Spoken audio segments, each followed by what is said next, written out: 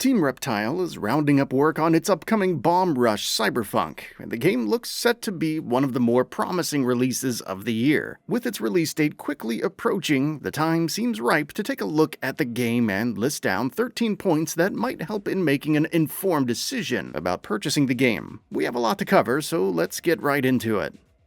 Story.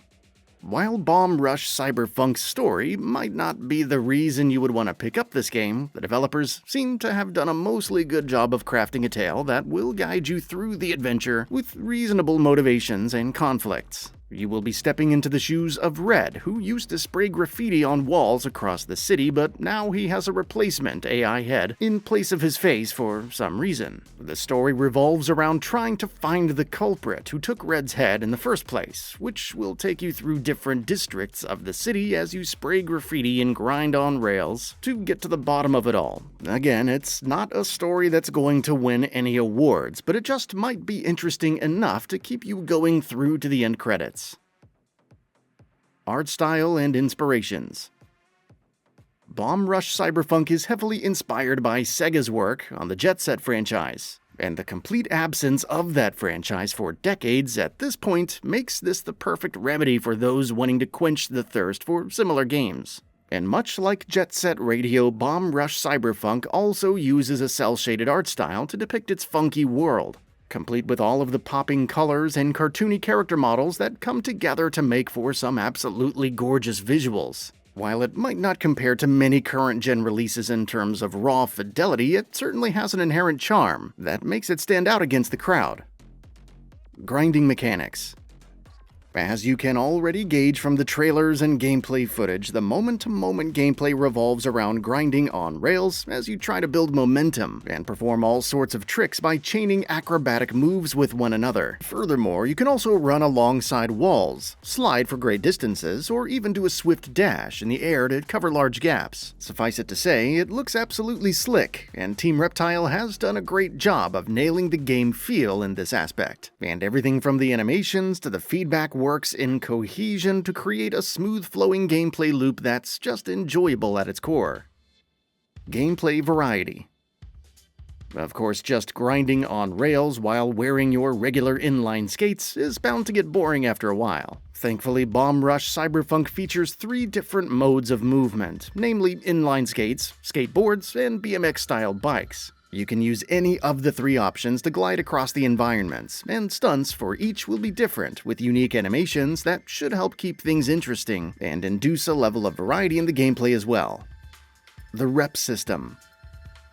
As fun as just grinding through environments and spraying graffiti on walls might be, doing it over and over again wouldn't make much sense unless you're working towards a larger goal. And that's where the rep system kicks in. As you keep on furthering your influence in the game by spraying graffiti and making swift escapes thereafter, your rep score will increase accordingly, and once it reaches a certain threshold, you'll be able to challenge rival crews to a crew battle, which will be climactic fights that will move the story forward. Bomb Rush mode. As mentioned previously, the main goal of the movement system is to let players go haywire with all sorts of tricks and chain combos. And once you get the basics down and start performing longer combos, you'll soon gain the ability to enter Bomb Rush mode. This is a power-up that gives you an infinite boost for a short amount of time, and you can use it to cover great distances in a short span of time, or help out with a last-ditch escape in a finicky situation. Environments.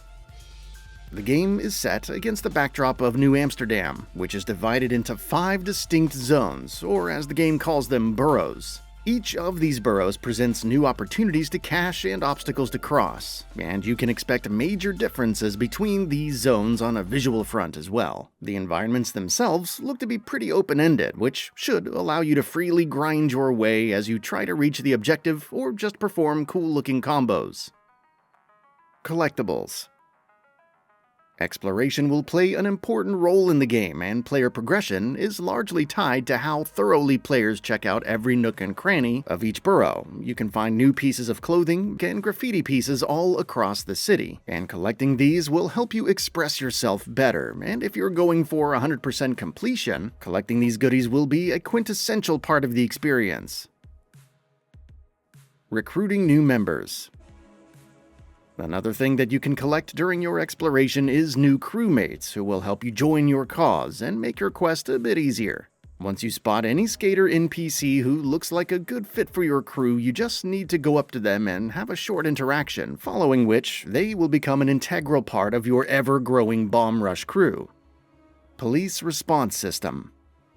Since tagging walls with graffiti isn't a legal activity, it's only obvious that players will eventually attract heat as they go about this business. Of course, you will have to be swift in your moves and evade the police by breaking their line of sight and creating some distance between you and the opposition. But Bomb Rush Cyberfunk will also have a dynamic police response system, which basically means that the strength of the opposition will directly correlate with the amount of vandalism you cause to the city environment. So continually spraying graffiti will result in stronger military units being deployed to stop you, or maybe the cooldown period might get increased.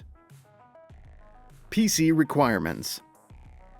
Those wondering what it will take to run Bomb Rush Cyberpunk on PC would be relieved to know that it's a game that's pretty light on requirements. The Steam page for the game states that you need to have at least a Core i3 running at 2.5 GHz, 4 GB of RAM, and an NVIDIA GeForce GTX 460 to run this game at comfortable frame rates. This means that hopefully even entry-level desktops and handhelds like the Steam Deck can easily run the game without any compromises in terms of fidelity or frame rates.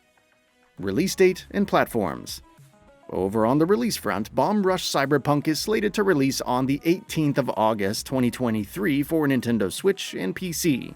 It's a digital-only release, and there's only a standard edition of the game available to purchase at the moment. It's quite possible that the game ends up being ported to PlayStation and Xbox consoles if it manages to garner some critical and commercial acclaim, but that's more of a hopeful assumption than a concrete opinion backed by actual facts, so keep your expectations in check accordingly. And that brings us to the end of the video. A quick request, we upload new videos every single day, and if you like what we're doing, please consider subscribing. It really helps us out. Also, don't forget to enable all notifications by clicking the bell icon so that you can receive daily video updates. Thanks for watching.